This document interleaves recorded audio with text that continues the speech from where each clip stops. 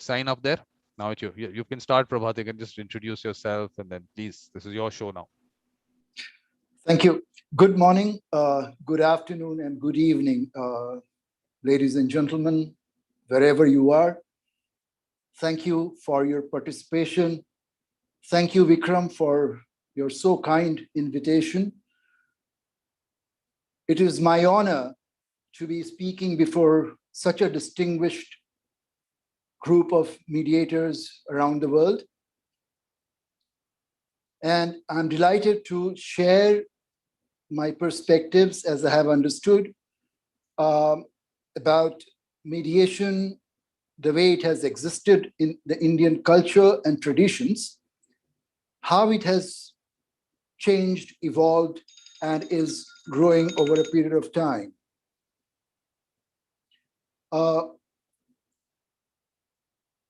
Let me share first a bit about myself.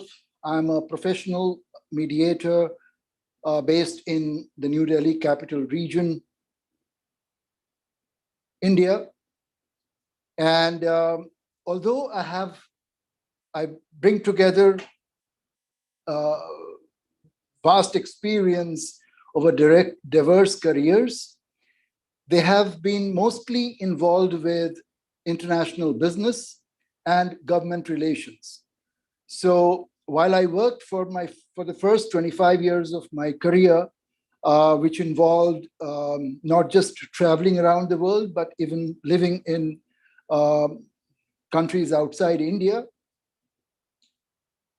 And thereafter, since I started my own practice in 2002, my work area has mostly been in international business and government relations. And as I said, I have lived in India, US, UK, and Colombo, closer by country in India, Sri Lanka. So my work experience has been in both the advanced markets of North America and Europe, and the emerging economies in Asia and Africa.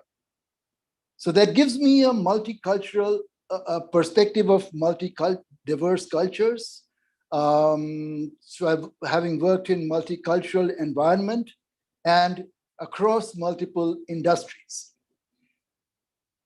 I did not know about mediation, but when I first understood that mediation exists as a career, thanks to a lawyer friend of mine a few years ago, I looked back at my career and I realized that in many roles, in the various roles that I had played in the corporate segment or as a individual practice, there were many roles that I played as a mediator, just to resolve disputes that emerged out of conflicts in business. So mediation was actually, when I looked back, I said, well, how did I manage to do that? Or how did I resolve that particular dispute? And I felt that apart from some skills that one had learned and practiced or developed, there were a few skills which came very natural. So that's what got my interest and involvement in mediation a little more than my direct careers, which is now mostly in managing government relations. So, but however, having done that, done a few mediation cases, mostly in the commercial segment, they were relating to commercial disputes. I mean, being in the industry, that's what I understand best. Commerce and commercial disputes or disputes arising out of contractual obligations and other such business areas. Although I fancy the giant and the grand roles of mediators who are involved with peacemaking and resolving conflicts at a much higher level, I feel I'm better suited mostly to the commercial and the business disputes.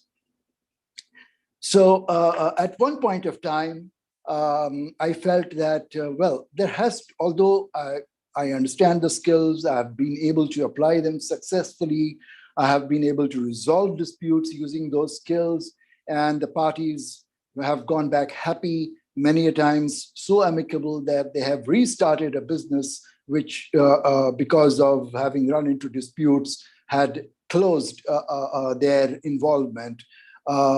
Despite all that, I said there has to be some structured science and knowledge behind it. So I also took a course with the Central European University in mediation, and that's when I realized that and recollected, oh wow, so that was an instance of my engaging the caucus approach. Or that's where I played a facilitative role, or that's where I played a transformative role. So those principles and fundamentals of mediation sort of helped me reassure that I was mediating with the right tools, techniques, and I was going in the right direction. So now let me come to my presentation. One moment. So let me share.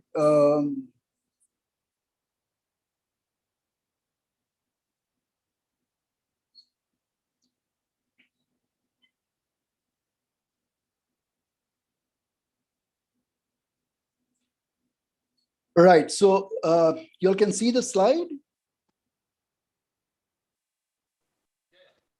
Okay, so so as I said, this presentation is about mediation in our cultures and traditions, as several of you have presented so comprehensively and bringing together such insights and perspectives so cohesively from across various countries. So I'm going to give an Indian perspective, although the Indian perspective has also been presented by a few others in the past few sessions. So whenever we talk about mediation in India, the first term that is used is Panchayat. Now, Panchayat is basically a get-together of a village community, elderlies, either they are elected or they are selectively elected or selectively imposed at times. I mean, if I look back at the history, right now they are democratically elected, but in the past there have been instances and a practice of them being selectively elected or selectively imposed as well. So this panchayat is a group of few people who would listen to, understand disputes, and conclude for the parties in dispute. Now let's look at the character of panchayat. So three elements. One, that panchayat is a designated body. Even if it is panchayat is democratically elected, it is a designated body. It represents like how one has elected a government. So there is an authority there. It is not a voluntary choice of the people in dispute. So anyway, I don't want to compare right now, but I'm just sharing the perspectives, not to conclude in a way, but just to present them as they have existed in our societies for you to take a view. So one, it is a designated body. Second, the dispute resolution has a public interface. So it is the dispute is resolved in the presence of not just the entire members of the panchayat body, but also other people of the community. So, and the third is there is an element of command, that once a decision is taken, it's enforceable as discipline upon the parties in dispute. So they've got to agree to go by the verdict, so to say. Now, let's look at how mediation has existed in India traditionally, which is not really, although we talk about panchayat, but mediation has existed on a different, at a different level, in a different paradigm. I feel there is a clear distinction between how panchayat has existed and how mediation has existed. So mediation has existed where two parties in dispute just went across to somebody whom they trust for their wisdom, for their knowledge, for the dignity and authority, not a formal one, but they have by the character of their position in the society, where the two parties in dispute would agree to listen to how they conclude upon a dispute.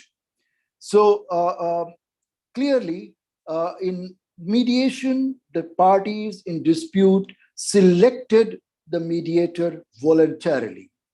That is a distinctive character about mediation if you were to compare it against panchayat. So it was the mediator was selected voluntarily. Second, that the mediation process would be in confidence. So there was a strong, a very natural factor of confidentiality in the process of mediation. And ultimately, there was an agreement which was consultative, so to say, in the sense that the mediator could consult other people who may be knowing about the dispute a little bit more privately, could consult the parties, of course, have a conversation with the parties, and eventually lead up to an agreement. So if we were to compare panchayat and mediation, which were I have not done so much of research into recorded history, but the sense of what I get and out of what I have read and how people have related their understanding of panchayat and mediation when I made the inquiry to colleagues and friends and other people, that panchayat, as I said, is a designated body, has existed as a designated body. I'm repeating once again, either democratically elected or selectively elected, and at times selectively imposed. Second, the panchayat would hold conversations around the dispute in public. And third, the decision of the panchayat would be a command. And therefore, panchayat represents the same concepts on which an institutional form of justice or dispute resolution exists in the judicial process. Mediation, on the other hand, is very much around the individuality of the people involved in mediation. The two parties in dispute would be just those two parties who would collaboratively, after being convinced and sure about the mediator they are selecting, agree to go by the conclusion of the process of mediation. And so everything was around individuals coming together to resolve their disputes in mediation. And both these practices have existed, may not be in the same form, or may not have reached out at the same level, but they have existed traditionally and together. So who was a typical mediator? Now, the mediator would, the three factors, as I said, a mediator would carry a trust, the key elements that the parties in dispute trusted them. They also trusted their competence levels to resolve disputes, and they also trusted that the mediator would maintain confidentiality, because there were many instances where disputes were so personal and so private, about even relating to business or commerce, land, family legacies, but they were private. They didn't want the community to know that the two parties, who could often be family members or even very close partners in business, were actually in dispute with one another. So confidentiality was a very significant component of that process of mediation. So the mediator could be a teacher in the community, could be a priest, could be a doctor, could be a retired government officer. In fact, retired government officers were very often trusted as mediators, because they supposedly carried a lot of experiences in their lives. And when they retired, they came back to their village home. And that's where, because of the respect and they carried, they were often considered as wise people who could amicably resolve disputes. And there was landlords also. Now, landlord, of course, had a huge advantage of power, but there were landlords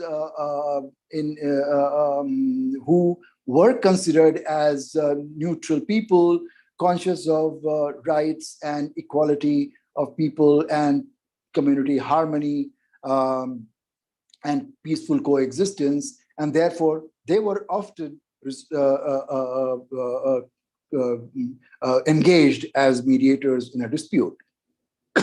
Excuse me. So, like I said, its mediator was about individuals. It required skills.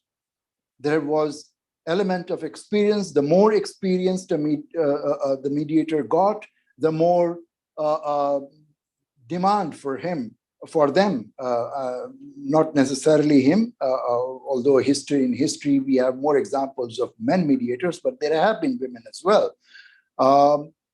Their competence levels, the confidentiality of the mediator, how much they respected confidentiality, how much of competence they had.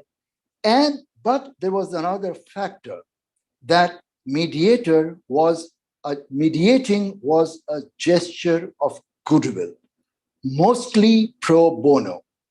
It was not in the traditional Indian history and culture. Mediation has existed as a gesture of goodwill, pro bono gesture of goodwill.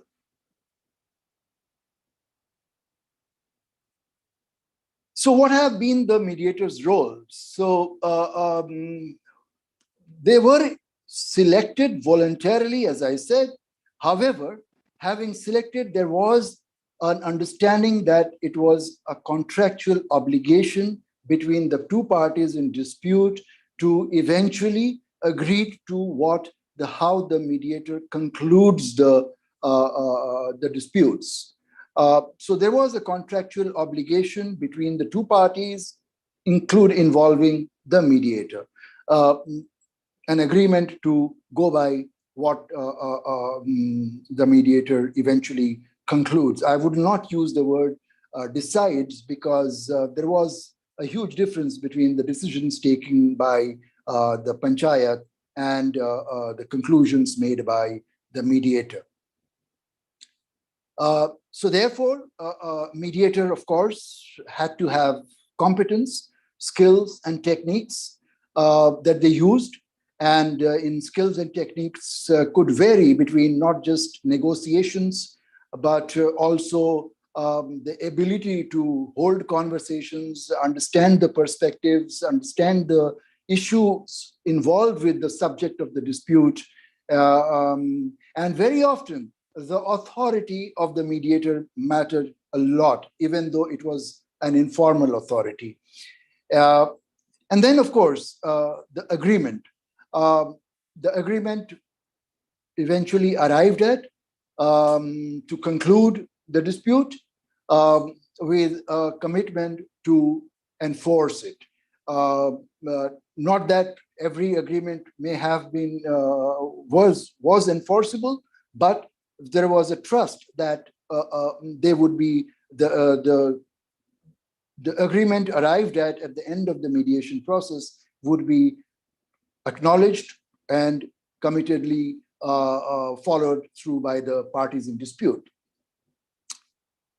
Then the other factor in the role that the mediator played was often their ways of negotiation. So quite obviously, the mediators negotiated the disputes or resolved disputes against certain benchmarks that were set against a few factors. So benchmarks, of course, laws was a key benchmark. Even before the written laws, there were certain unwritten laws of that maintained peace and harmony amongst people in the societies, laws that penalized or punished people who offended the social disciplines. And so therefore laws was a clear benchmark against which the mediator would be negotiating, not between the parties, but would hold that as a benchmark while they while they conducted resolving the disputes, engaging negotiations. Practices was another element. So what has been in the practice of so if I relate it to the current times, they would go by practices in the industry. Historically or culturally, traditionally, there would have been practices around agriculture, practices around trade, customs, and those various factors which became a kind of an accepted norm in the society. So practices was another benchmark. Then there was cultures. Now, cultures in India varied, still varies. I mean, in the sense that it is derived out of a lot of parts of India have had a longer experience with monarchies.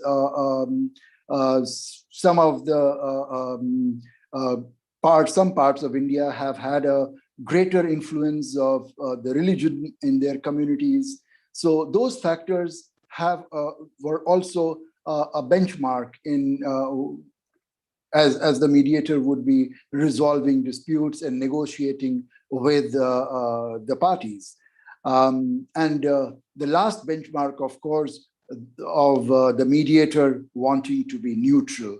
I'm encouraged by the word that Ken Cloke used, omnipartial. In the sense that the neutrality means that the mediator not just needs to be impartial, but goes beyond that, being partial to understand one person's perspective, partial to understand the other person's perspective, and then eventually taking an omnipartial position to look at how the disputes are arising and what are its origins and where are those meeting grounds for the disputes to get resolved. That brings me to another very often used concept of Krishna as a mediator in India, in India's history. Now, Krishna is part of a huge scripture of Mahabharata, where there was a dispute and a fight between two within the family, one belonging to the larger group, and the other was just the five brothers.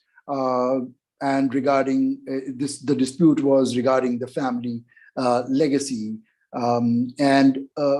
However, that dispute involved a lot of disputes and conflicts around the practices that were being engaged by the two sets of people. So it was the Krishna then had to go beyond those four benchmarks and take a certain position where I would say that position went beyond the typical ordinary mediator who could be a guide, a philosopher, a friend at times, a counsel, an advisory, somebody who just shares the view, and at times being an activist, a peacekeeper activist who's so much more committed by the concept of peaceful coexistence.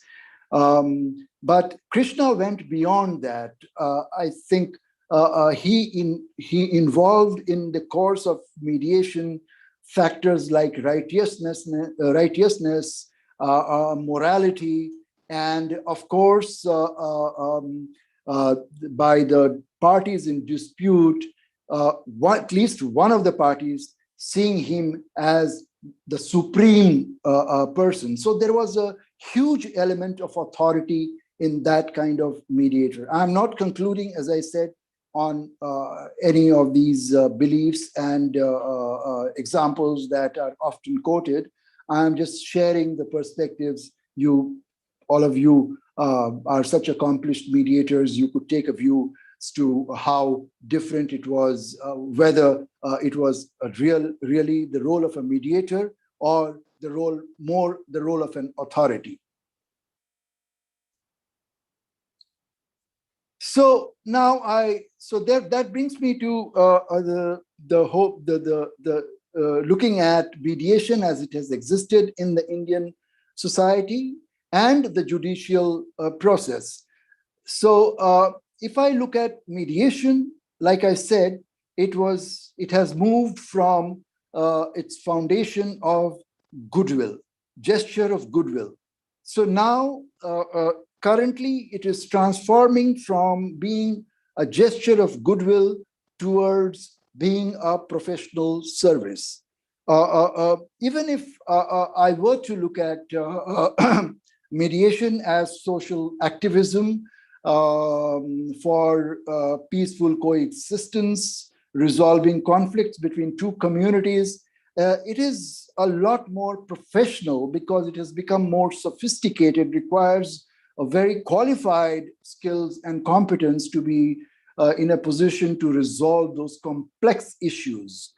So mediation is transforming from becoming just a gesture of goodwill and moving towards being an accepted, acknowledged professional service.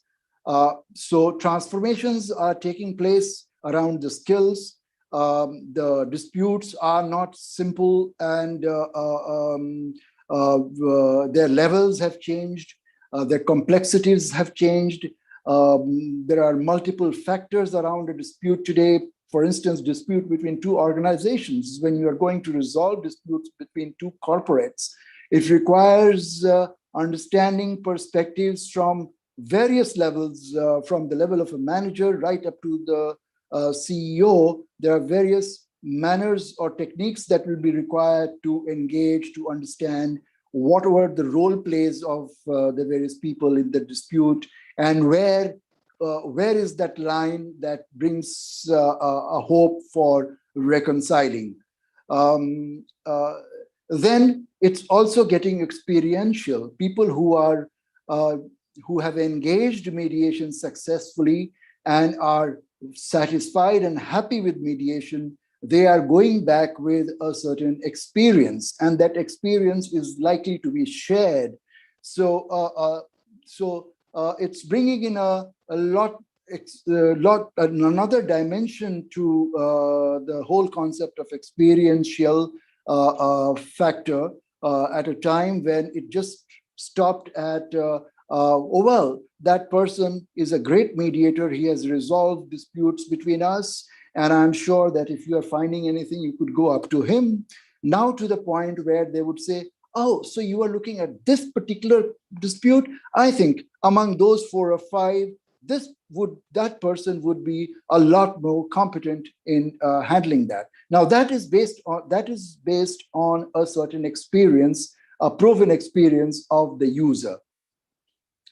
Confidentiality is another factor. Even today, people have recognized that by taking disputes to the corridors of the court, a lot of the disputes have become public, often damaging the relationship of the people in disputes. I mean, to give an example. In fact, I'll come to that later.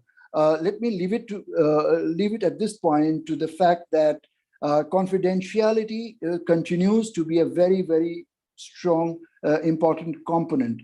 Collaborations are very critical in business. Partnerships are very critical in business. There's a huge amount of stakeholding in that, a lot of investments that go behind that.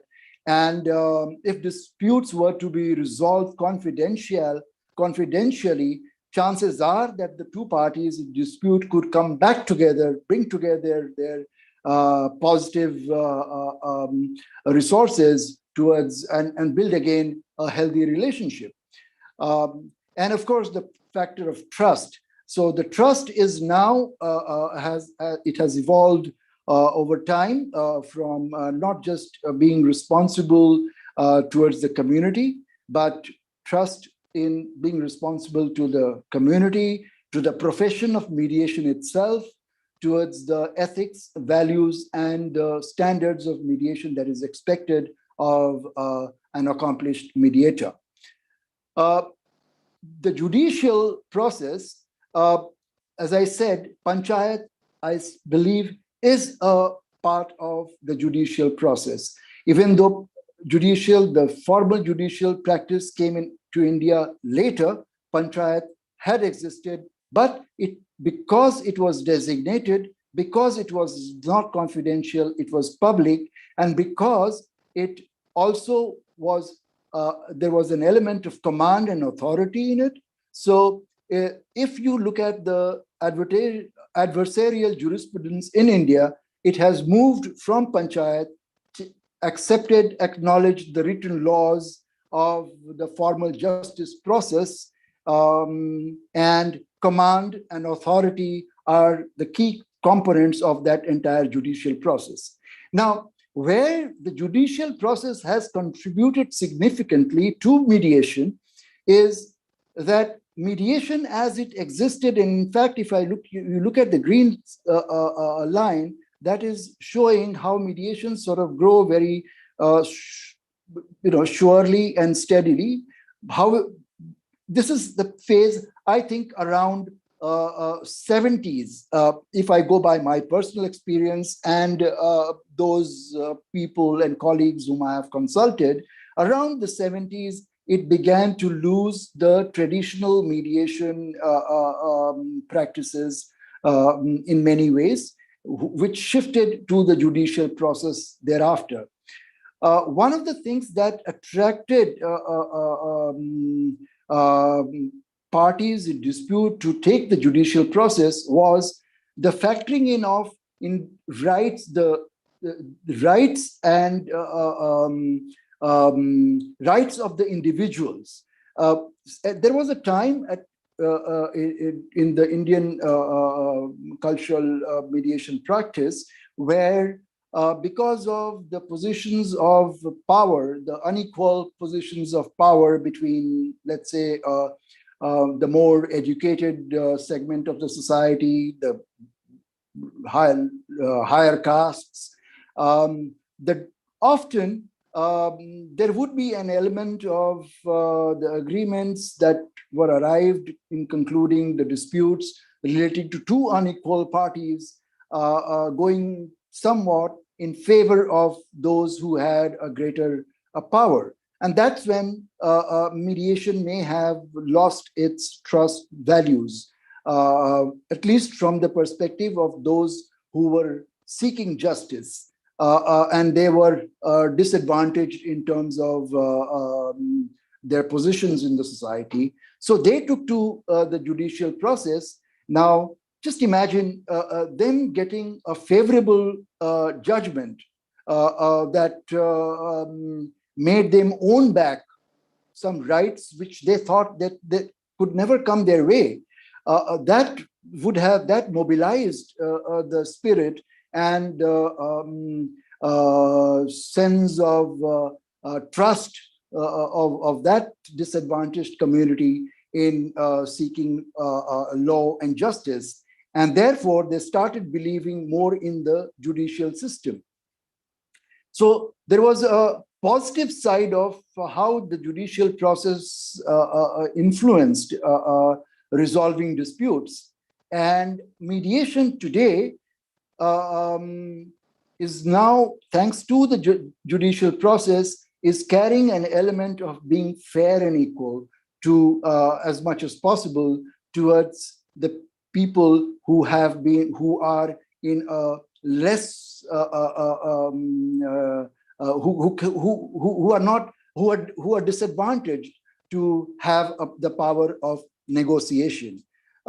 So now, if I were to look at mediation, somewhere if it has to get back to its traditional position of running parallelly to the panchayat system in a acceptable manner, it may have to reorganize its inherent roots and build together, bringing in skills from the judicial aspects of justice to rights and negotiating better between unequal positions of power, and of course taking forward the gesture of goodwill to bring together parties back into harmony and peaceful coexistence. So as I said, so mediation, now this is the dotted line is basically showing the potential of mediation, which can then bring it back running parallelly to the judicial system as it exists.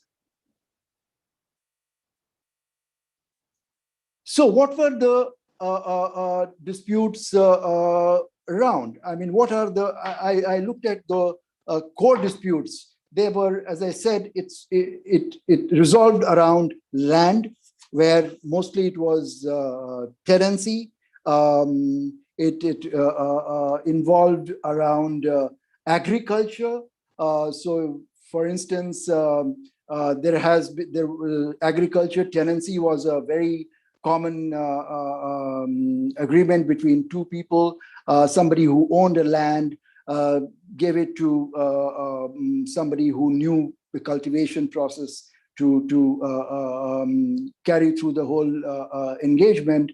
And the dispute occurred for very simple. I mean, there was a practice of a standard agreement which was based on grain cultivation, which is wheat or rice. And suddenly when that changed to something like sugarcane or something like corn, now the prices that the sugarcane or corn commanded in the market price is several times more than grains. However, the people who were involved in the cultivation felt that they did not get a fair price. Earlier, they were disadvantaged, so they went to the judicial process. And now it seems there have been at least a couple of examples where mediations have helped them, at least in some of the areas of UP and Bihar, which I'm aware of. Disputes have been around family legacies, where A shop has existed in the family, and the shop was run, passed on to the eldest in the family, and that person was carrying on the shop, and maybe the younger person felt that they were more enterprising and they were adding more value to the shop, and therefore there was a dispute. Has been a dispute also because of valuation of assets, like for instance, piece of art. One of the father was a great connoisseur, and one of the sons continued to be a connoisseur, so he valued art from the perspective of art, whereas the other family members looked at it as a piece of commercial value. So there were disputes around that. There were disputes in partnerships around, for instance, an example I can give of a founder of a brand, of a practice, and later when other partner came in, and the partner had greater amount of network in the business community. So the dispute came about regarding the partner who came in later, feeling that they had contributed greater to the practice, and therefore the revenues earned, versus the founding partner whose brand was existed, but then that brand was not really bringing in so many new customers. Now, those are areas where careful negotiations around the sharing of ratios can resolve. However, there are other areas of disputes which is centered around contractual. Very often contractual agreements which are between two large entities, and one finds that the dispute was something that occurred because the manager who was directly managing a particular vendor, just to show that he was more conscious of the profitability of the business, gave a disadvantaged term to the vendor, and the vendor, being very competent and quite valuable to the contractor, just felt offended about it. Now, when the entire dispute is resolved, one figures that they're coming back into contract together adds value to the business, and that entire period when the relationship was disturbed, it is impacted the way the process of the business was carried involving that contract. So there are many areas which the judicial system cannot reach in resolving a dispute, which a mediator can reach, because the mediator, I mean, you can give the example of the mediator from the perspective of being evaluative or transformative, or I mean, what Vikram says, potatoes or potatoes. But the point is that there are a lot of other human skills that a mediator engages to resolve a dispute. Now let's bring the user perspective. At the end of the day, whether it is justice through the judicial process or mediation, it has to serve the need of the user. And what is that user seeking? Like I said, there are times user is seeking justice, which is beyond a fair retribution to profits or compensation for a service rendered. It is justice that they are seeking, which is at a much different level and at a larger scale. Then the other factor could be simply a peaceful coexistence. The third dimension is about, I mean, they are just interested in concluding a dispute and they want to get over it, as simple as that. And the other dimension is about a reasonable settlement where there is a fair and equal agreement in favor of both the parties. So the moment one starts looking at resolving disputes from the user perspective, the user's interests come into focus, and those revolve around, is the person skilled enough? Do they bring in credibility? Will they have a position of acceptability? And are they recognized in the field of dispute where I'm seeking a redressal or wanting them resolved? It's very easy for the user to find that in the judicial process, because there are lawyers established in various specialities and core competencies. In mediation, because the professional mediation, the current mediation, which is still evolving, that position or that stature is yet to be attained by the mediator. So like I said, if the moment the focus shifts to the user community, then one feels that the judicial process is working on a certain dimension to serve the user's requirement, and mediation is working on in a parallel way where the role plays are very, very distinctive and different.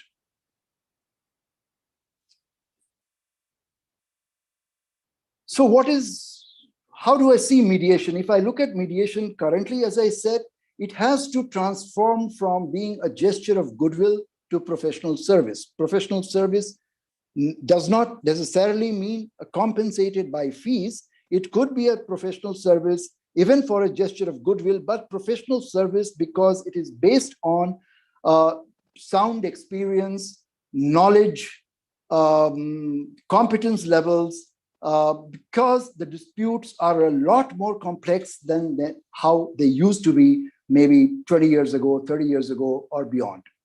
So experience, the ethics and standards are an element here which mediators would have to demonstrate before the user, that there is, just as the judicial process has been able to gain a certain position in the society, mediators would have to engage high standards and ethical values to demonstrate that there are certain methods and techniques and very sophisticated manners in which they are resolving disputes, which can make the parties get back to amicable settlements.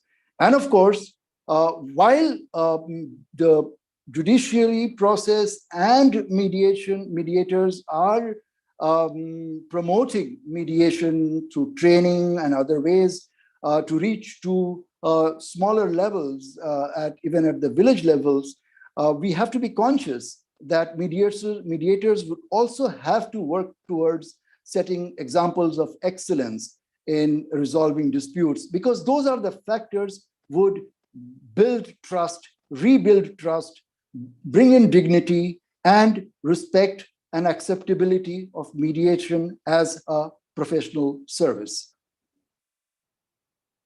Whilst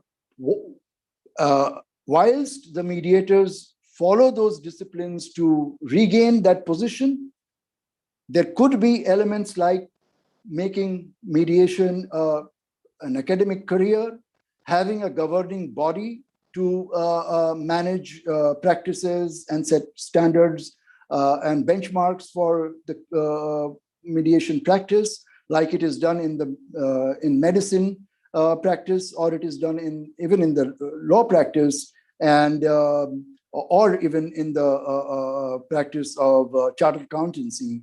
So those factors could be areas where mediators would want to look at, so that mediation, as it grows as a professional service, also develops as an institutionalized form of justice. Distinctive from institutional form of justice, but having a certain stature, certain recognition for which these dimensions could be supportive. Thank you very much, everyone. I think I'm done with, I am done with my presentation. Open to your questions and comments. Yes. Thank you, Prabhat. Any questions that anyone has? Giovanni has something to say. Yeah, Giovanni.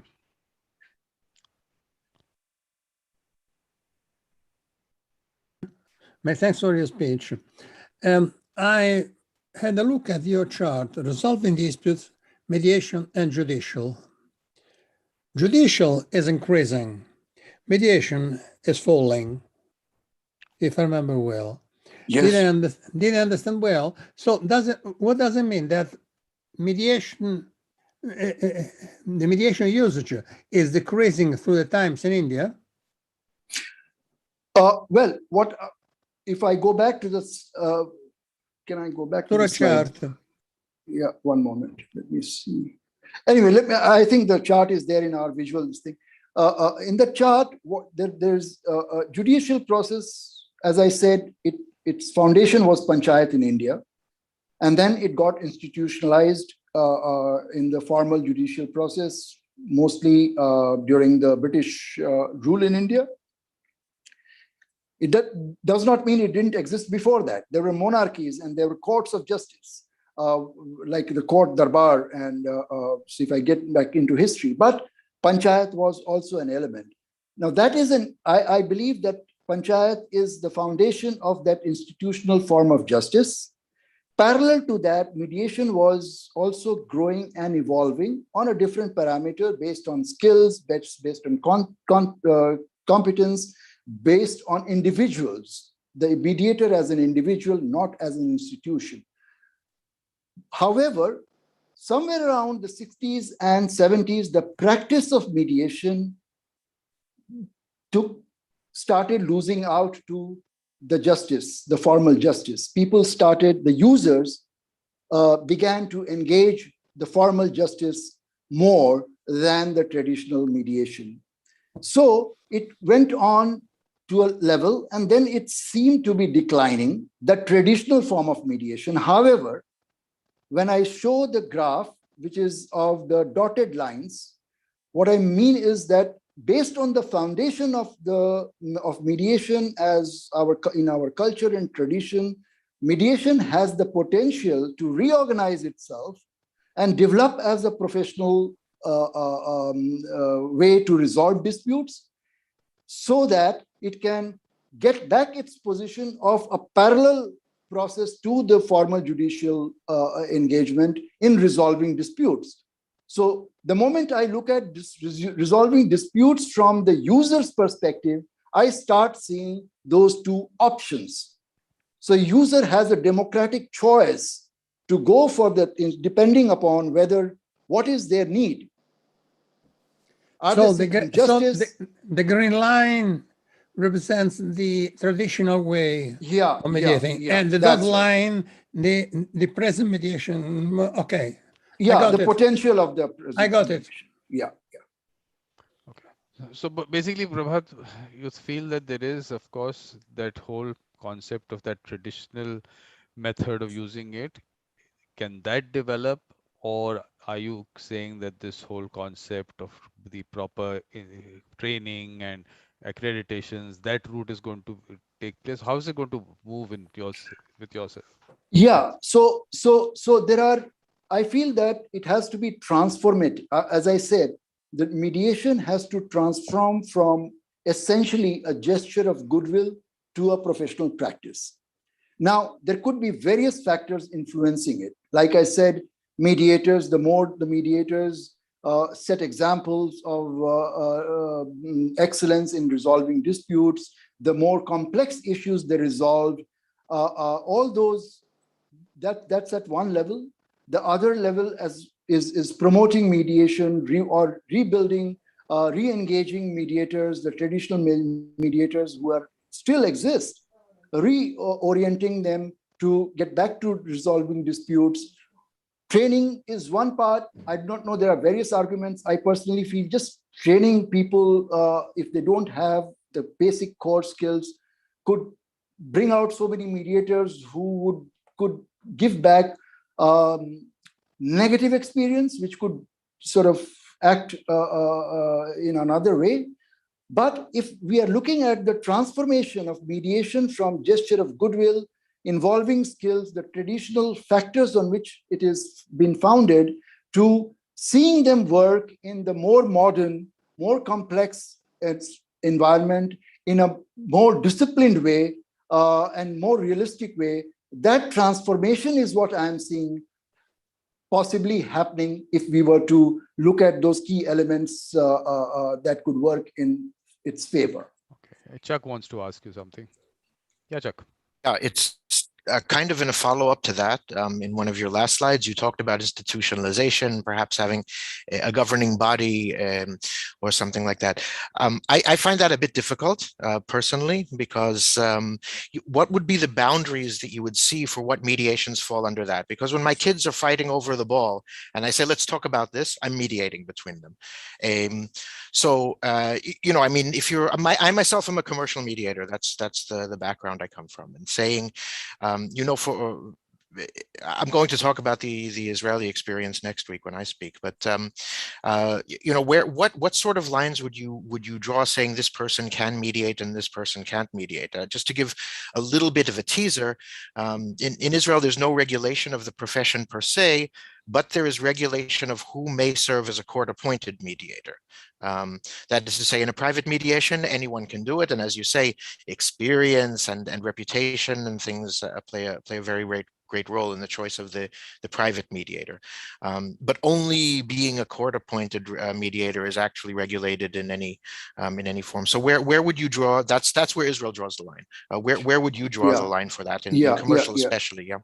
Yeah. So there is a line. The moment I look at the institutional format of the judicial process, it's very distinctive, because the judicial process, even as Panchayat, moves from its origin is authority.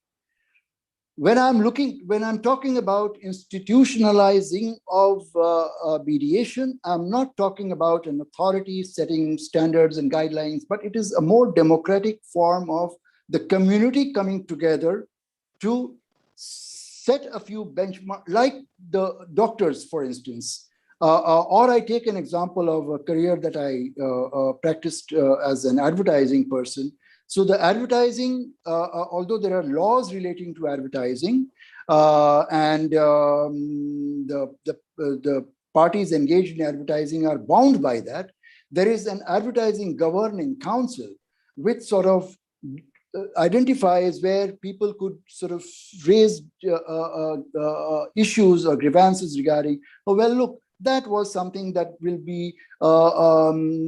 bring down the value system of advertising, and that should not be practiced by that particular agency, or you know, that.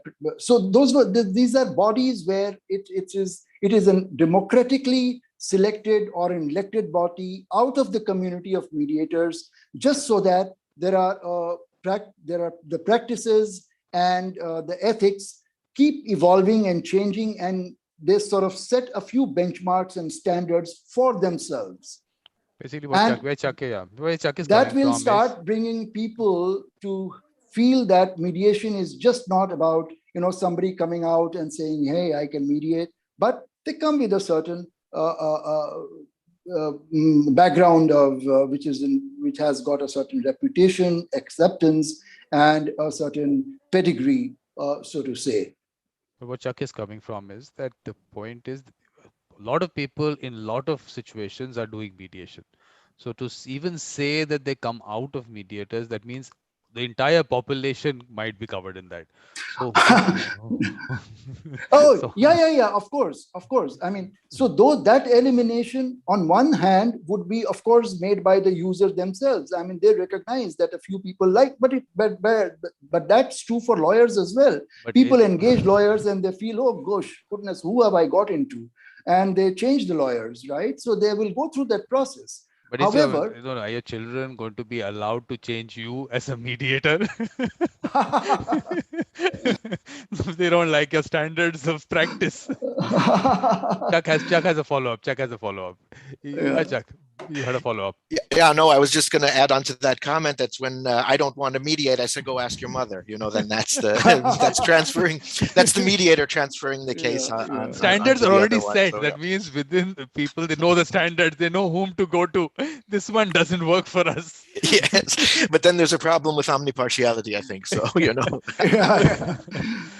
So perfect. I mean, I think that this debate is going to go on, and this is something which we always will keep discussing.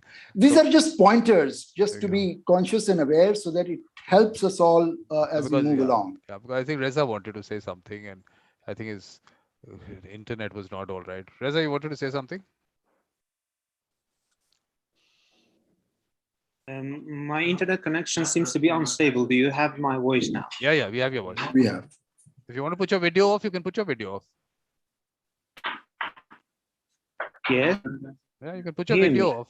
Yeah, we can hear you. I think if you can hear me well, okay. I put it off. Thank you, Mr. Prabhat. Okay. Yeah. Okay, thank you. Thank you, Mr. Prabhat, for your insightful presentation. It was really great.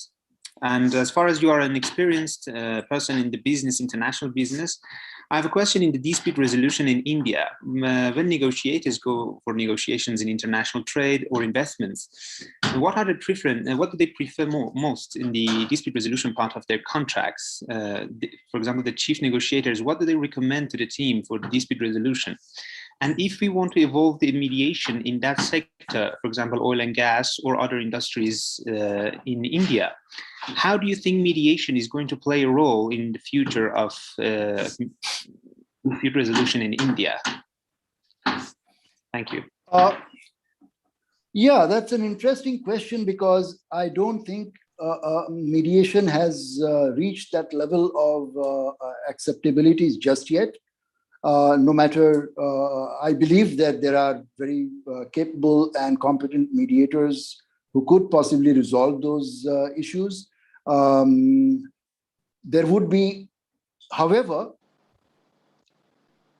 till now, I think most of Vikram and Mihir are here. They would be in a position to sort of correct me. But I think until now, the usual process is to resolve the disputes through their councils and between the councils and advisors internally. If only it reaches a very high level of dispute, that it will go to the judicial process. So there is a scope for an independent mediator to come in, and that scope of independent mediator to come in could also involve co-mediation, because resolving disputes between parties who belong to different countries and different that are based on often different practices require involvement of 2 or 3 more people to really resolve the disputes successfully. So I think it would be mediators can definitely play a role, but I will have my doubts if it can be just one mediator resolving the dispute. I mean, one mediator could be the head of mediator, but they may require to involve a couple of other mediators or advisors or counsels to support them in the mediation process. Does that answer your question, Riza? Basically, Reza, what has happened is, in the oil and gas industry, the government has formed a committee. They've appointed some people. Yes, thank you very much. Thank you. So Reza, they have in the oil and gas industry, specifically in India, there is a committee formed, and the parties can then choose to go for mediation or conciliation to that committee. And then they are saying that they will not go for arbitration or any other judicial process. So that has been laid down in India, and how many people actually use it, what happens, I mean, we'll get to know soon. But there is a specific provision there. So I think thank you, Prabhat. I think we'll end the session here. And it was nice of you to take time off and